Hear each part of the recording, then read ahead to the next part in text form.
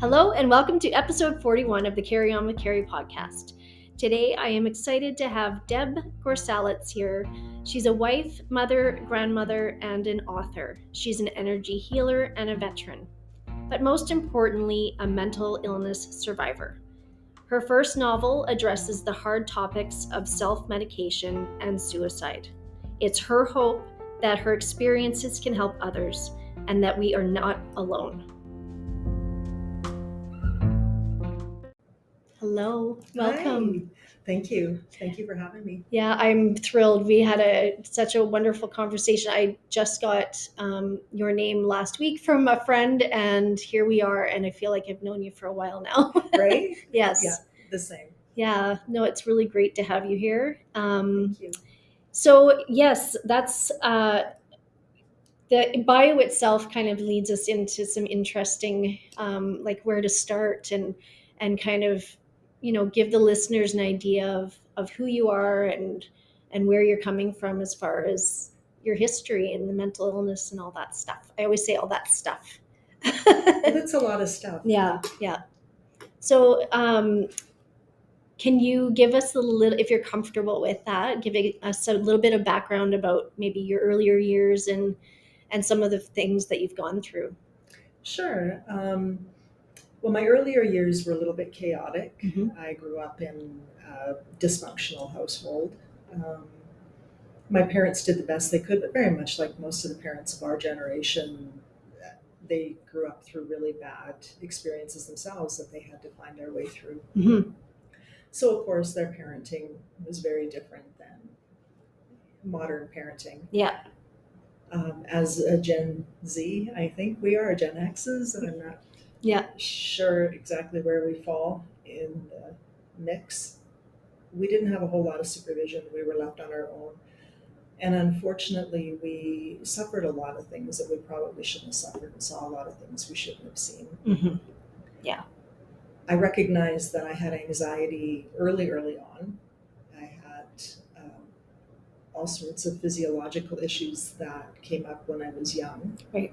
I think I mentioned to you that I'd had, my dad had taken me into the doctor at one point because I had cold sores all over my face, my mouth. And Yeah. the doctor had said to him that he could see the stress in me at that time. I would have been 3 or 4 years old. Okay. So I was already exhibiting Signs then. signs of stress, Mhm. for sure. Fast forward to 16, I think, was the first real panic attack that was actually diagnosed Mhm. that I'd had. And I had no idea. It's terrifying. It was absolutely terrifying. I was sure I was dying. Yeah. And it would lead to a lot more anxiety, depression, some really deep, dark holes that I would spend a lot of time trying to find my way through. Mhm. We didn't have help. There weren't the programs. Psychologists, psychiatrists were, I hadn't even heard of them. They were unheard of Yeah, in you my know, world. school counselor maybe was the Mm. closest See, I come from rural Alberta, Okay. so school counselors weren't even a thing. a thing. Okay. No, for sure. If we had really good school teachers, then they would do their best, but Mhm. that was as good as it got. Right. Yeah, it's changed so much. We have to be at least positive for that fact, right? There is a lot more recognition. Mhm. And we have I want to say things are a lot more advanced than they are. Unfortunately, we need a lot more funding to Mhm. go into mental illness. Oh. Still, Yes. Yeah. like there are still people falling between the cracks because they can't afford psychotherapy. That's right. And I think that's the biggest barrier that I can see Absolutely. for anybody that I know. I mean, you get your benefits cover maybe 2 sessions for the full year, $400 a year. Right. And we all know that's not enough. Absolutely. Yeah. That's how many sessions is that when most Mhm. clinicians or psychotherapists are charging up to $200 a session. So Yeah. that's 4 sessions. Yes. And I mean, not to say they're not worth the 200 and some odd dollars a session. It's just that something's got to change as far as the coverage and what's Absolutely. available to people. No question, for sure. So yeah, that's partly why I know for myself why I started this to talk about it, is the awareness for me so that people can find out resources that might work best for them. and maybe it's something that you would have never even knew existed. So and for us, that's a perfect example of when we were kids and you were experiencing, if you had a panic attack at 16 and you'd never seen anybody, or however old you were, nobody had ever seen you, or you hadn't seen that before or heard of it before. How much more scary is that for you? Well, it was terrifying. And of course, the people that were in my immediate circle, were starting to think that maybe I was losing a grip on reality. I felt like I was crazy. Mm-hmm. I felt like I was crazy and I had no one else to tell me any different. And you aren't, though. No, well, and that's just it. And I think Yeah. that's probably the thing that's most important to me is Mhm. people know that they're not alone. You're Yes. not alone. You're not crazy. This is real. Mm-hmm. And to validate the way, the way people are feeling. That's right. Yeah. Yeah, and well, we had a discussion about, if you're okay with me talking about, before the podcast started, I'm doing RTMS therapy, and you explained your experience, and even just hearing, like, between the two of us, what you experienced, I'm like, okay, good. Like, I'm not alone in the way this feels. No, not at all. Yeah. No, not at all. And I think I felt very much alone because as I mentioned to you, I didn't feel like I had the support of the people that were doing the treatments. Mhm. I didn't feel like I had the support of people that were knowledgeable that had ever had it done. Right. And it was terrifying for Mhm. me. Well, they tell you, like we said, that there's no side effects, and I have to say I don't believe that. Well, Yeah. I'm not sure what they mean by side effects. Yeah. I know that things happen that I wasn't prepared for. Yes. I am better. Mhm. It did make a big difference for you. It absolutely made a big difference for me. It helped me out a lot. That's good. That's good. Yeah, and I think that's the thing, is it's so different for everybody, and that's the one thing with mental health is there's really not I don't think they have a way to gauge exactly what's typical, because everybody is sensitive to different things, right? Well, one size doesn't fit all. No. And I know the medical profession got really frustrated with me because they would try to put me on antidepressants or medications that had worked, maybe worked well for people in the past. Mm-hmm. My physiology is different. Yeah. I'm resistant to a lot of medications and it did not work well for me. Right. I had some really terrifying experiences and I was reluctant to keep trying. Mm-hmm. Yeah, it can be that can be terrifying as well. Yes. Yeah. Yeah, because it's not even who you are. No, absolutely. Right. You have this foreign chemical that's creating a response that you don't feel like you have any control over. Mm-hmm. And that's, I think, one of the things that people who suffer from mental illness, the most terrifying thing is feeling like you have no control over what's happening to you. Yes.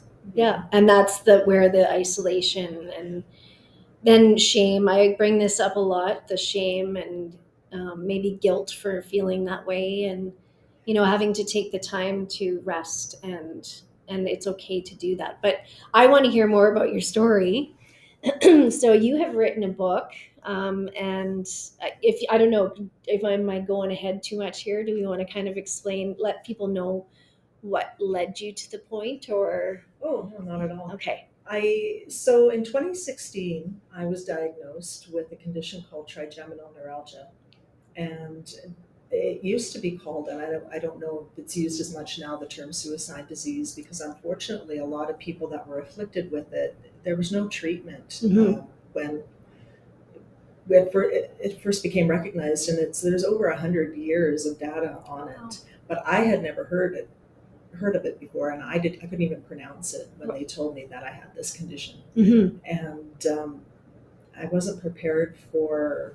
So is it quite rare? They say that it is, but the more and more I talk to people about it, the more and more people I hear have it. There is a support group here in Edmonton, Trigeminal Neuralgia, I believe of Edmonton, support group of Edmonton. Okay. I'm not really sure what the exact name is, but yeah, there's quite a few people that have been through the program. Okay.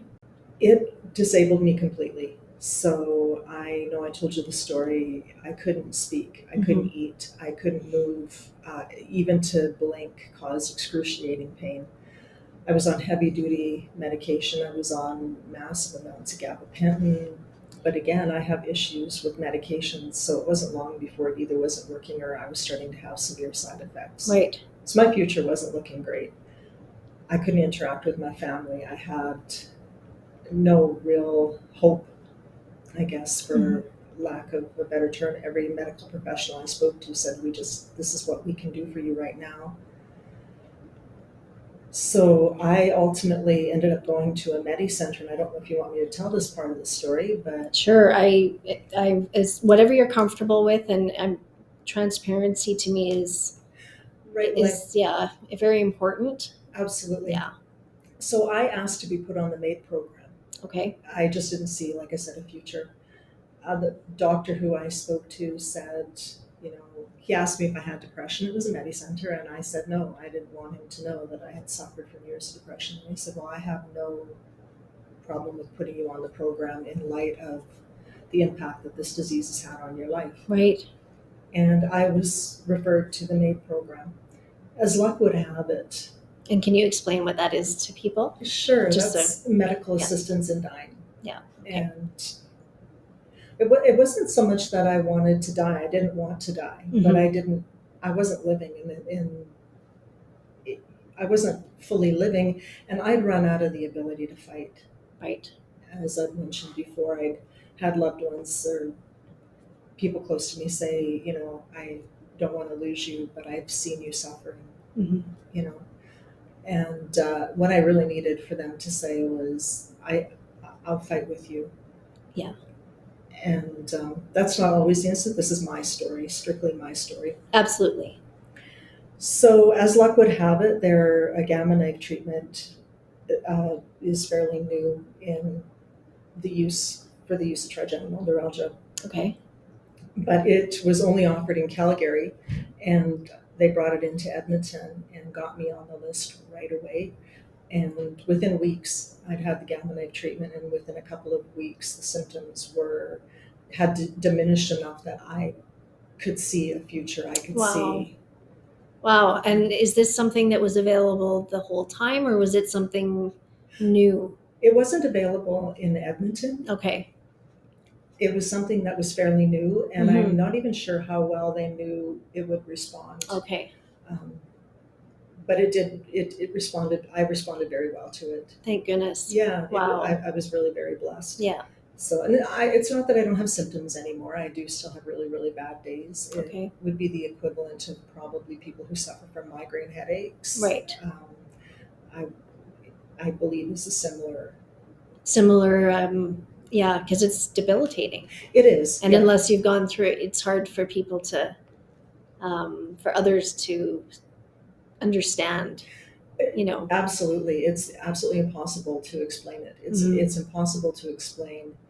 But the books, so I started writing the book during that period before it had gotten really significantly bad. Right. But it was bad enough that I didn't know how to manage it, and I was really getting deeply and deeply more and more depressed all the time. Anxiety, depression were the other thing that I was battling at the same time was the trigeminal. And I thought to myself, I really need a story that has a happy ending, and I really need it to be someone who's gone through some really dark times. And so I just started writing the book, and I was able to put a lot of my attention on the book. Right. And it really did. It was very therapeutic. I was going to say, was it healing for you, I bet? Yeah, it absolutely was. And now it's a work of fiction, but it's still a journey. Yeah. I'm very familiar with, because you can't write what you don't know. Exactly. And it's, even if it's fictional, you're coming from a place. And did you find that you just, once you started writing, you just kept writing? Is that kind of how it went, or did you? I did. Well, and sometimes it was just really hard. Yeah. Sometimes absolutely. I had both of those experiences. But the cool part is you get to know your characters. Now, people would say, is this person you? And I'd say, no, this person is who I want to be. Okay. She is the ideal. To me, she's who I would love to be, because she's really one tough lady. Yeah. And you get to know your characters and you fall in love with them a lot. Mm-hmm. And that's fun. Well, you should see the cover of this, you guys. I'm going to have it up on the episode's details, but it's beautiful, and I can't wait to read it. I'm excited. I kind of wished I'd read it already, but I just met you last week. I didn't have that much time. Exactly. But yeah, it's so.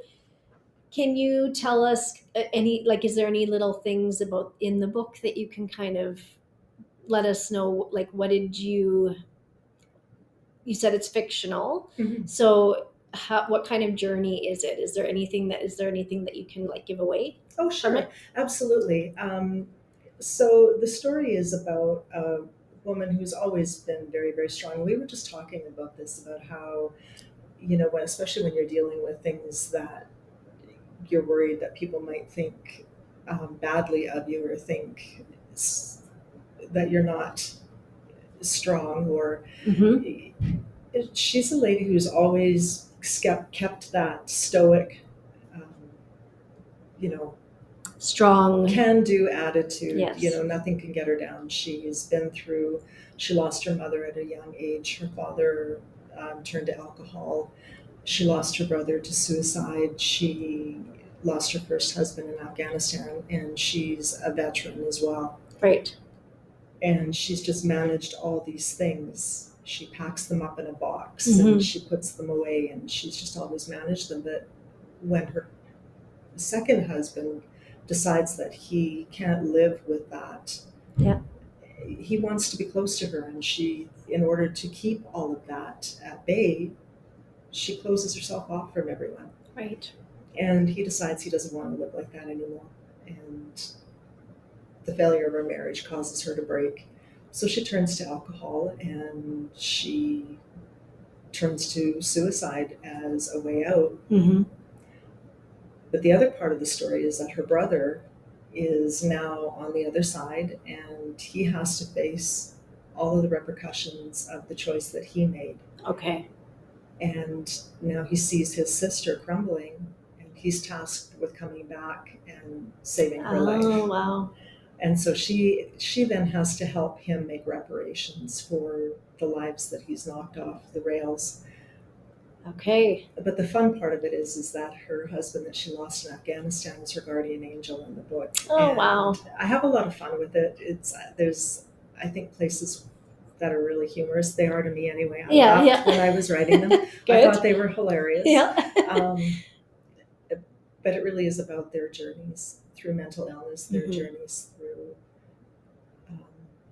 alcoholism, which is, a way of self-medicating. Yes. And his journey was alcoholism and medication, prescription medication. He had an addiction. Right. To her brother. So yeah, and then other than giving anything more than that away, I think I had a lot of fun writing it. Mm-hmm. Yeah. Well, and that's all that, really in the end, that's what it's all about, right? If it's something, and I'm sure it pours through in reading it, because the way I look at things, if somebody's done something with love and passion, it's probably going to shine through quite a bit. So I'm excited to read it. It's called Making Amends. Yes. And I love that. And I was saying to you, I'm 2 years sober. I bring that up a lot, just over 2 years sober. So again, it's funny, the connections that you make and the trickle effect that starts happening. And it's like, well, how did I wind up meeting you?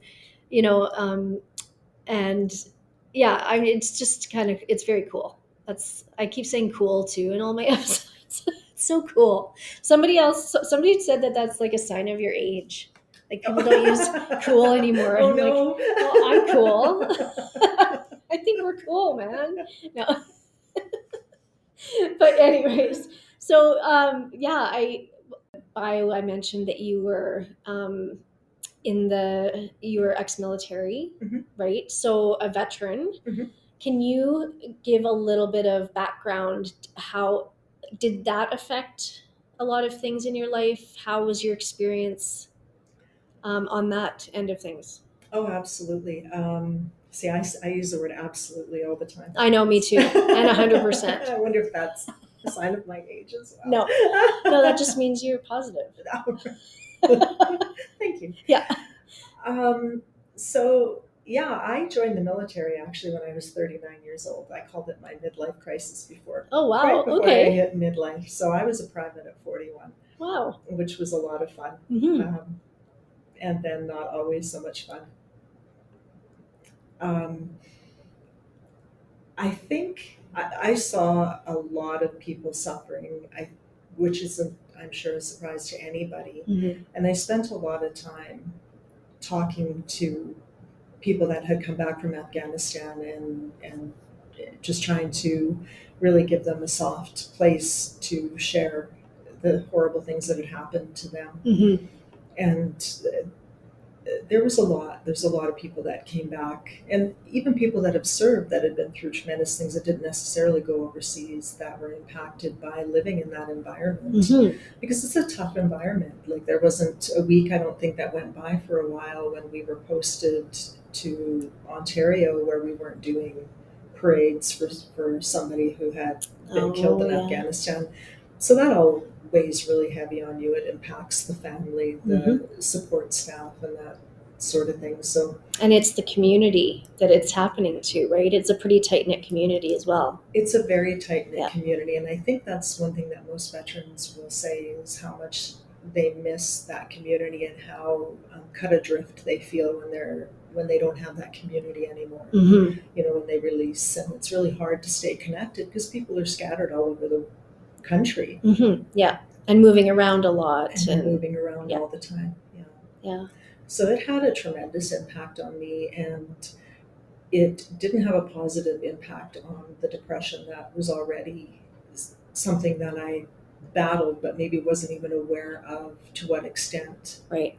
Like, we didn't really call it depression. We called it melancholy. We called it, black days, or but I don't remember really having a name to put to the way that I felt. They didn't always give a name to things, right? And panic attacks, well, I'm not even sure they gave me a name so much as that from the first panic attack that I had, as just telling me, oh, it's just your nerves, or this is stress, or Yeah, I was just talking to somebody else about that last week.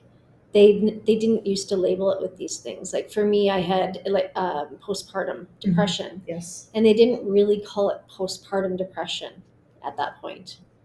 I mean, here and there you'd hear it, but they didn't diagnose you with postpartum depression. It was situational depression. Right.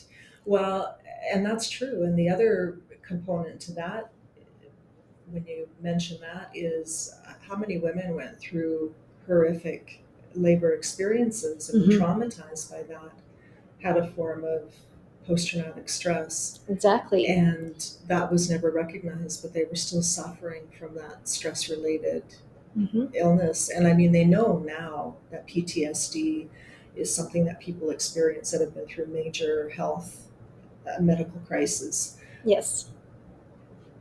But yet we haven't done that math yet. No, it hasn't added up yet. No.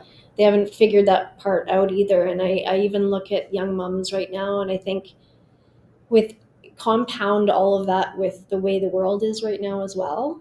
And it's no wonder that there's so many people depressed right now, and so many people not doing well mentally. And especially in Western society, we have our babies and we get sent home right away, and now you're on your own. Now you have a new life that you have to make well, and don't continue to have generational trauma too. And and then when you get to a certain age, you realize, oh, maybe I didn't do that the way I should have. So it just compounds and compounds, right? Absolutely. Yeah. There's that word again. I know. No, you're 100% correct. And even the difference from when I had my kids and from the first to the last two is unbelievable. Like, my first child that I had, I was in the hospital for 5 days. They made sure they taught me how to be a mother. I went through how to bath my baby, how to wrap them, care for them, feed them. And they made sure that you were well on your way before they released you from the hospital. And it was not unheard of if they thought that, mothers that maybe had a bunch of kids at home and the doctor thought that maybe she needed a little bit more rest. Yeah. wasn't unheard of to keep you in the hospital. For an extra couple days or. Right, for a little bit longer. Fast forward 6 years, Mhm. 6 years, just a 6-year window when I had my daughter. Mhm. And I had 3 days I was laboring, and 23 hours after I had her, they brought me to Edmonton. 23 hours after I had her, a really traumatic delivery, I was driving home. Mhm. I know. was driving home 2 hours outside of the city. Wow. With a brand new baby. On your own. On my own, and you don't sleep a lot. Who sleeps when they're in labor? No, you don't. Do people do that? Right? Well, if they Maybe. do, I'm impressed. No doubt. I'm sure that there are Kudos people to out them. there. And my hat goes off Yeah. to you. That's the case. Yeah. But, so just the vast difference that I got the bums rush out the door as fast as they could get me out of the hospital because they needed that bed. Yeah, and I had the same experience because I had my son 10 years, like they're 10-year apart, right? So 10 years, and then fast forward 10 years later, and I'm having twins. And they took good care of me while I was in labor and stuff. Right. And then the babies came, and God, thank God they took them right away. They took them to the NICU, and because they were early. But then I was left all alone. Everybody left me. I had to shower on my own. And my family was all there, but none of them knew where I was. Oh. And and then I was sent home in 2 days later, not even 2 days. Wow. Yeah. Babies were still there for 2 months, but all these things, right? And the wonderful thing about these conversations too is, I'm talking to practitioners now that do hypnotherapy for mothers while they're pregnant. They can help them through labor. They can help them with post pregnancy. There's all these new things that are available, and I guess they're not so new. They were available. They just weren't talked about then.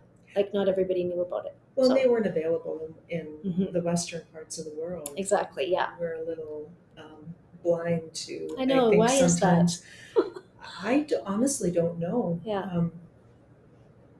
There's so many things out there that used in conjunction with Western medicine for all of these things, for trauma, for depression, for anxiety, can be incredibly powerful. Yes. And together. And if we start merging them a little bit more, which I think is slowly starting to happen, I don't know.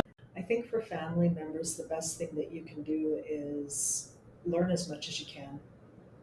I don't pretend it's not happening, because this is happening to somebody that you care about. Mm-hmm.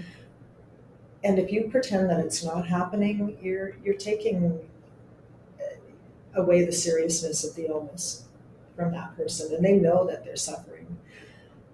I think it's really important to learn as much as you can about it and get support yourself. Mm-hmm. There's a lot of support groups out there.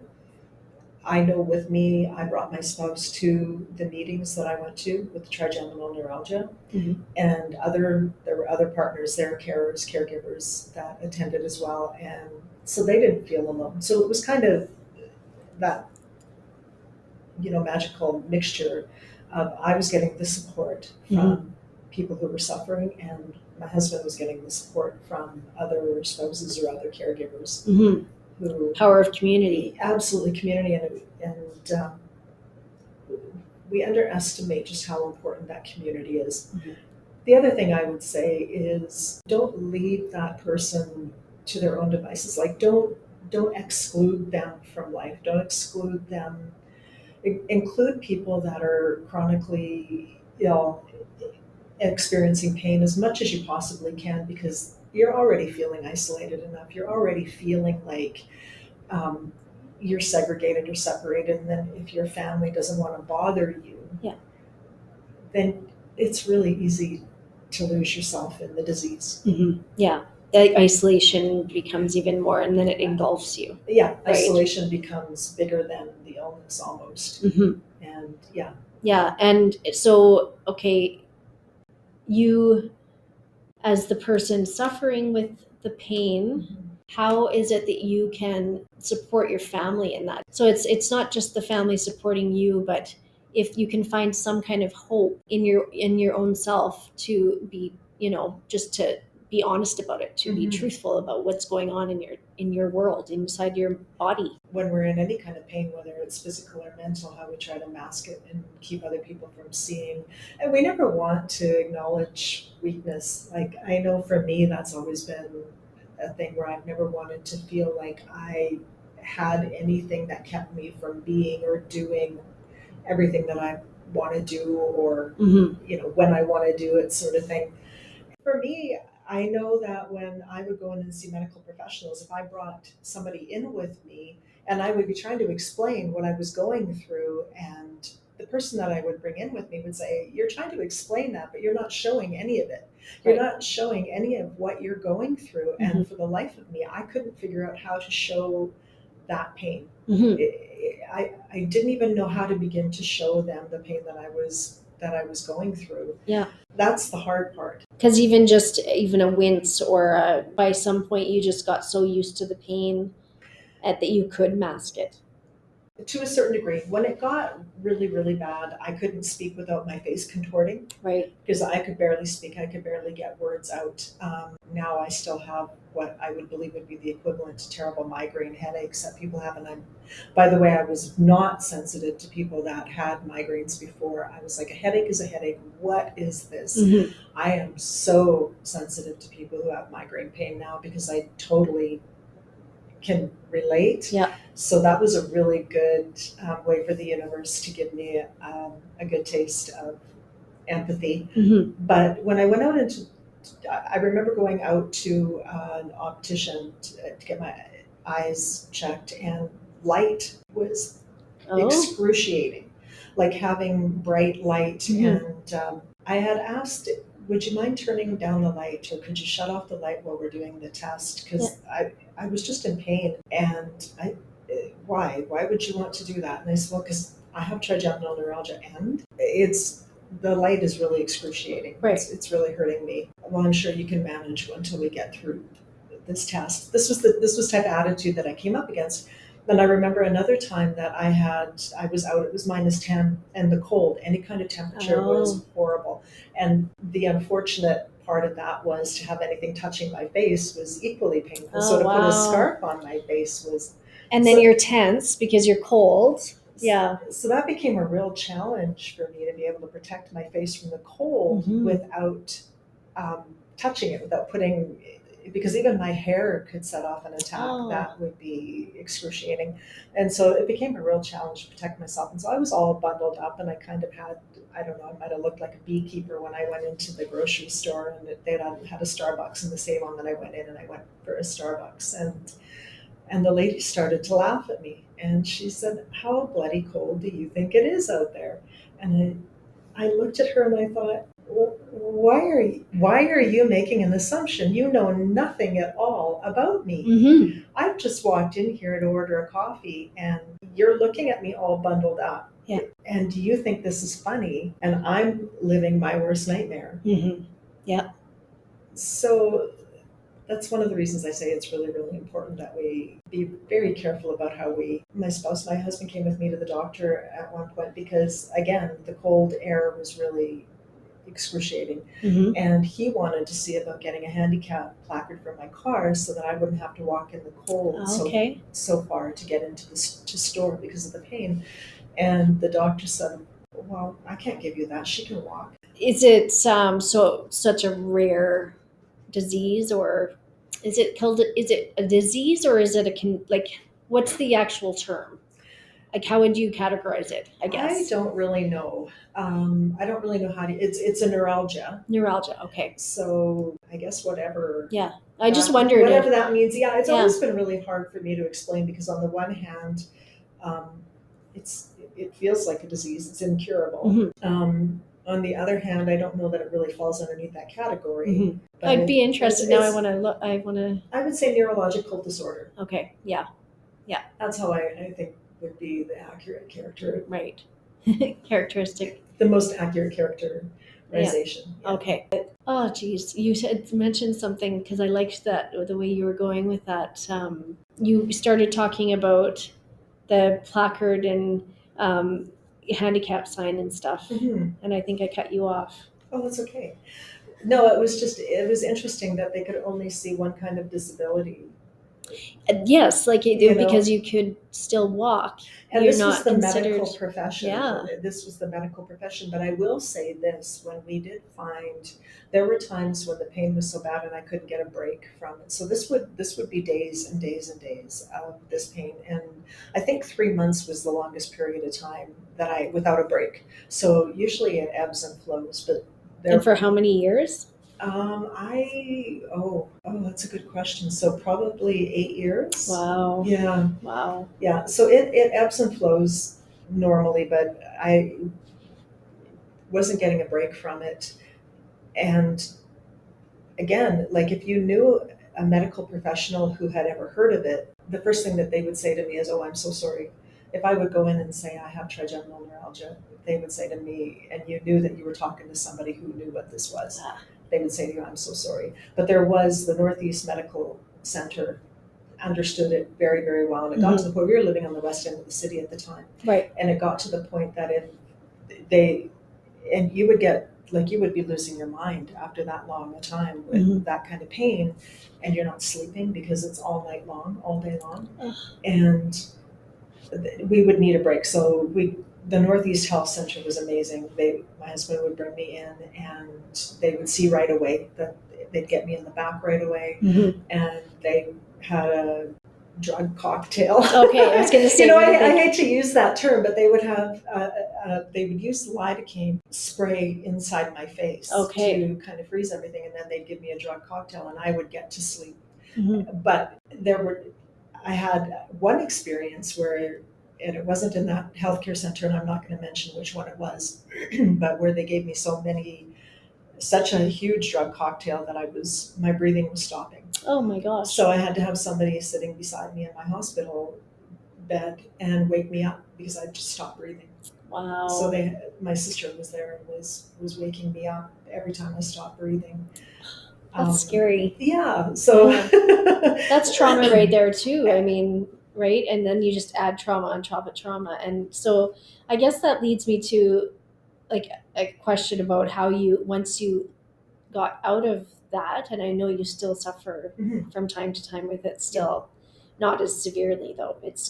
No, I haven't, not to that extent. Okay. No, not to that extent. So because we talked about PTSD and, just from a minor event, you can have PTSD, and one person's minor is somebody's major, it's just, but how do you find that you still, do you have trauma over that, and does it come back to you sometimes? No question. Yeah. And there are days when I have bad days, when I have the trigeminal pain and the fear for both me and my husband. If I say to him, I had a really bad day today, and I can see the look in his face, it's reflecting the fear that I'm feeling of having that, those months of unbroken pain and going through that again, and knowing that I will, knowing that that I will. They haven't got a permanent fix for it. You're living with that axe over your, over your head. So now, I hope that this doesn't trigger anything in you. I hope that you're okay. Oh no. Yeah. Okay. I just wanted to make sure, and because in talking about this stuff, it's really, really great to talk about it, but you have to be in a I'll tell you, self-care mode too. I'll tell you what was really difficult was, getting my life back ish. Yeah. I will never be the person that I was before, but getting some relief from the pain and looking forward to living fully as I could, because again, this is limited time. This isn't a long-term cure. And then having a pandemic hit and stop you from living all over again. Yeah. That was probably the cruelest joke. Right, because you had just started to feel better. I had just started to feel like I might be able to do some of the things that I wasn't able to do. Oh, yeah, that's, yeah. Yeah, and you're just thinking, why, one more thing, why? Yeah. Yeah. And that was really hard. Yeah. That was absolutely devastating. A lot of people, because I think that's, I hear that a lot, actually. Yes. That, and then you just get set back even more. Yes.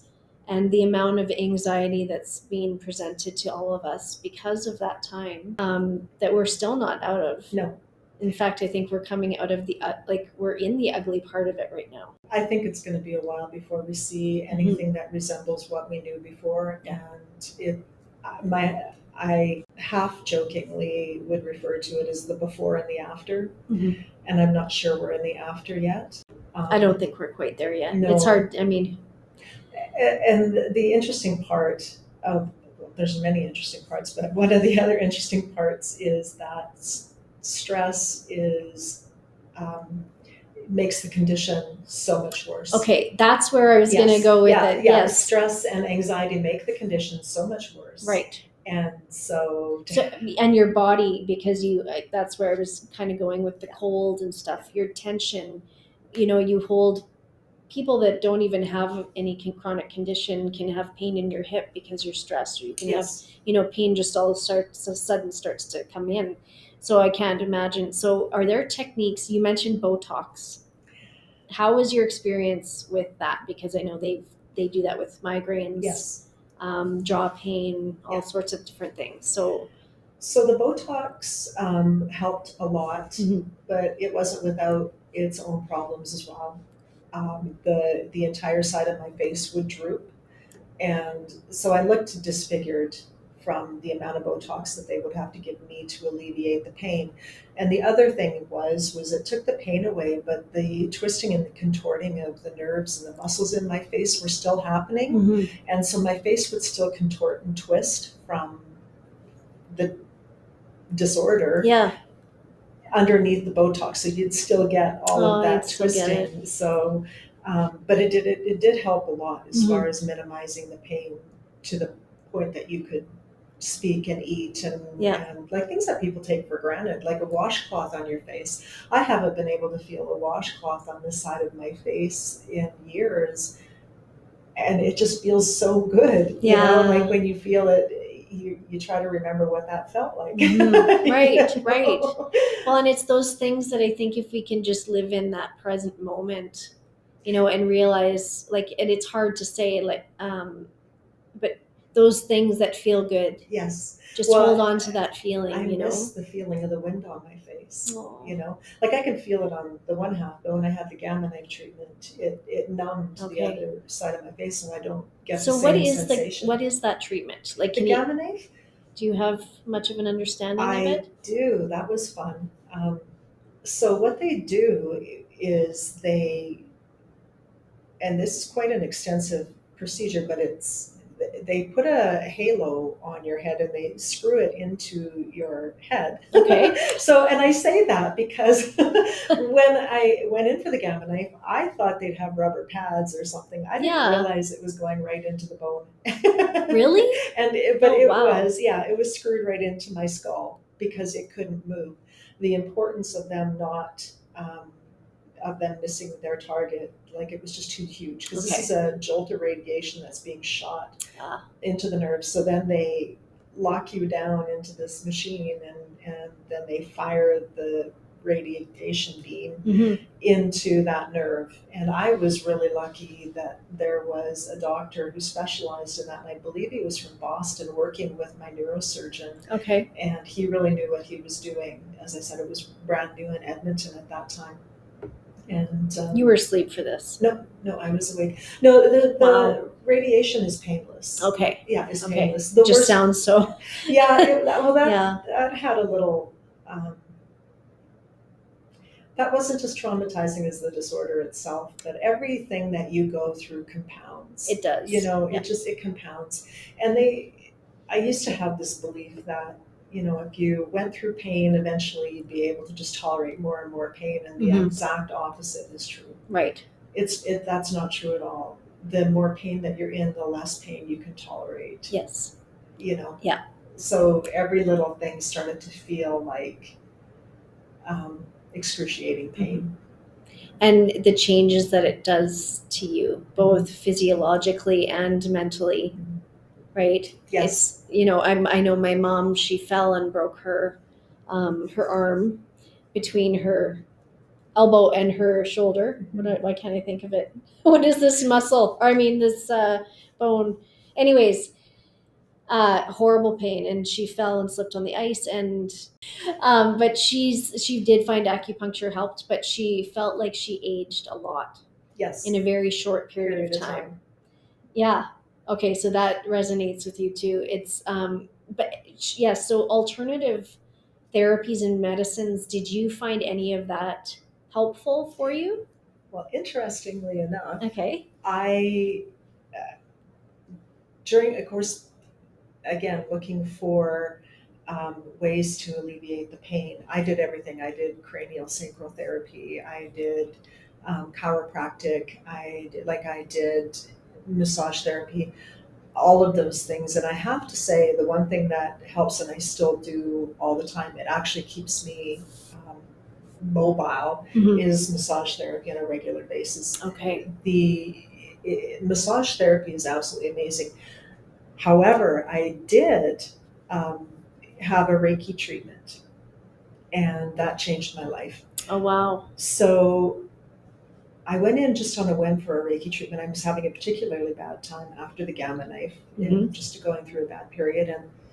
And I had such an incredible experience with the Reiki treatment that I actually became a Reiki master. Nice.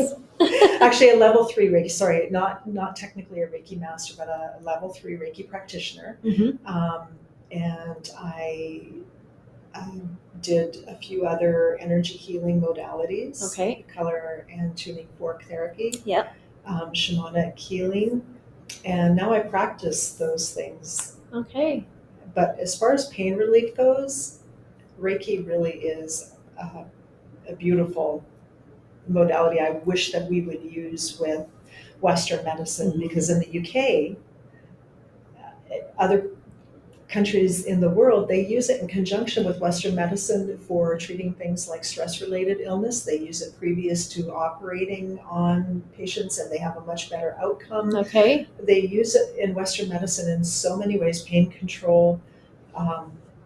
Yeah. And they have really positive results when they combine all of them together, and that's the thing, right? Energy. Yes. And that's what Reiki's all about, is the energy. And if you can you give a little bit of a, because I was having this conversation with somebody today, and she teaches Reiki, and she is a Reiki master, and just like what Reiki is from your point of view.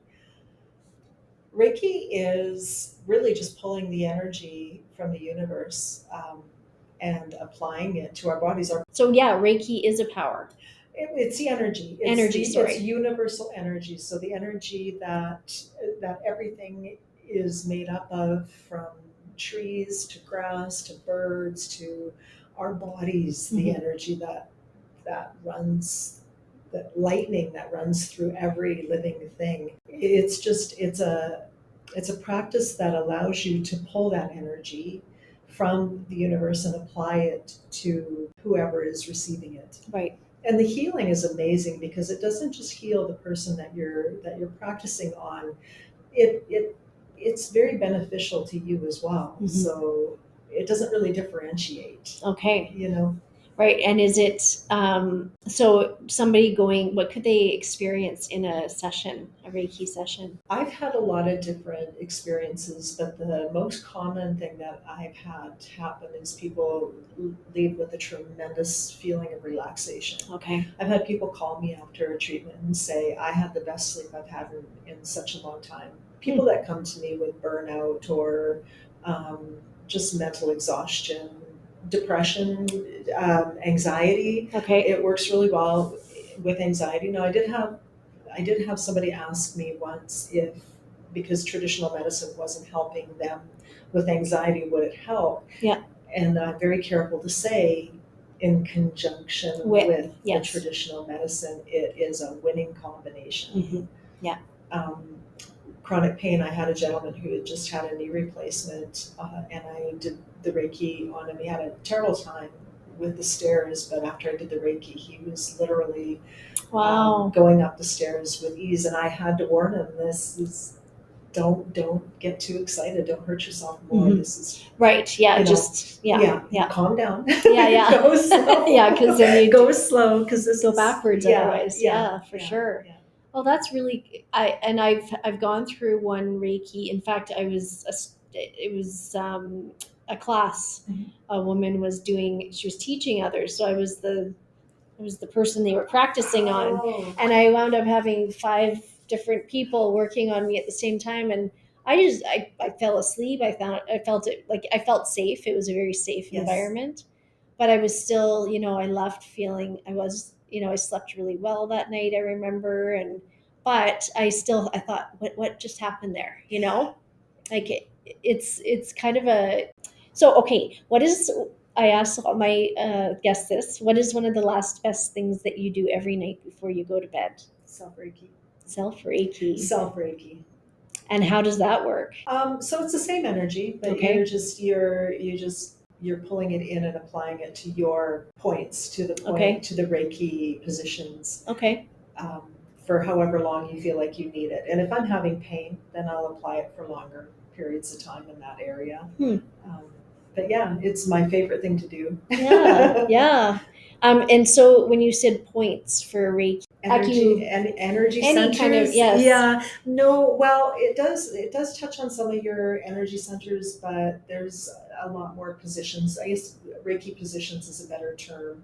So it's just a way to position your hands on all different parts of your body that receives the Reiki. And wherever you put your hands, the Reiki is going to go throughout the body. So interesting. Yeah, I like that. Yeah. And do you meditate? Do you find it hard? Like, have you been able to do that with? Yeah. I like to meditate. It's absolutely amazing. I haven't done it for quite a while.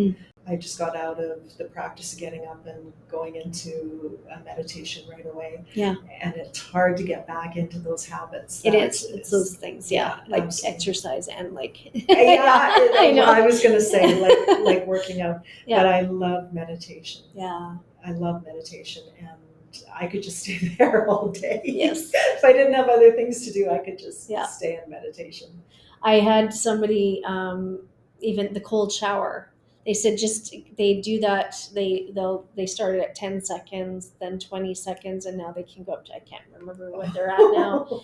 And they said, just try it. And so I did today. And I maybe lasted 5 seconds. I had the hot shower first, got everything done at the very end, right before I was going to get out. I did, and it's hard. Have you done the cold plunge yet? I have done cold showers. Yeah. But yeah, it's tough. Yeah, I've never convinced myself that it should be an ongoing practice. Yeah. Yeah, we'll see. I'm still debating on it. I've heard of all the wonderful health effects, but I just haven't gotten there yet. Yeah. And that's each to their own. Some people, heat does the same thing, right? So it's just, but anyways, is there anything that you would really like to leave the listeners with? If you can think of one, or just not even one thing, but just something that really feels important that you want to get out there to share. If you feel like you're alone, just know you're not. Nothing is individual. Nothing. Everything that you're going through, somebody else has gone through that same thing. Your walk is individual, but the life experiences, they're not. You're never alone. Yeah. Very well said. Yeah. Thank you. Thank you. This has been wonderful. Awesome. I've really enjoyed it. Thank you. Me too. I know we'll talk more. And next time maybe, we'll go swimmingly and we won't lose half the recording. And well, but no, thank you so much. And you're welcome back anytime. And so I want everybody to know where they can look for your book and find you and all the good stuff. So my book is 2 chapters. Keep my book in stock. One of them is, I guess it's not a chapter, it's Indigo in Northgate. Okay. And Londonderry Mall are the two places. It can be ordered online through Friesen Press, or Amazon.ca has the book. Or you can go to my website, which is www.djcallahan.com. Okay. All right. And for practice, do you do practice for your Reiki? I do. So I do practice Reiki, and under Ancient Arts Energy Healing. Okay. And that you can go to my webpage and book if you're interested, or look up any of my services at ancientartsenergyhealing.ca. Okay, perfect. Yeah, I like to get them all out there, because you just never know who's listening and who needs to find that. Like you said, that's what changed a lot around for you. So yes. Yeah, it helped tremendously. Exactly. So thank you. Thank you. All right, you take care. Thanks, you too. Okay. Well, that was another wonderful episode. I really hope you enjoyed listening to Debbie and all of the stuff that she has to offer. She is a really wonderful person, and I really hope you take a look and check out her book, Making Amends, and give her a follow on all the stuff. Thank you so much for tuning in, and I appreciate all of the support. If you would like to give me a follow and a share and all those lovely things, either you can find me on Instagram at carryonwithcarrie_podcast, or on Facebook at Carry On With Carrie Podcast. The show is also available on Spotify, Amazon Music, Apple Podcasts, and YouTube. And if you would like to send me an email, you can find out all my information on my Instagram page. To get a hold of me and maybe book a time to talk. We all have something to share, and I really believe that. Take a moment, reflect this week on the things that you're grateful for, and let's just try to help one more person at a time.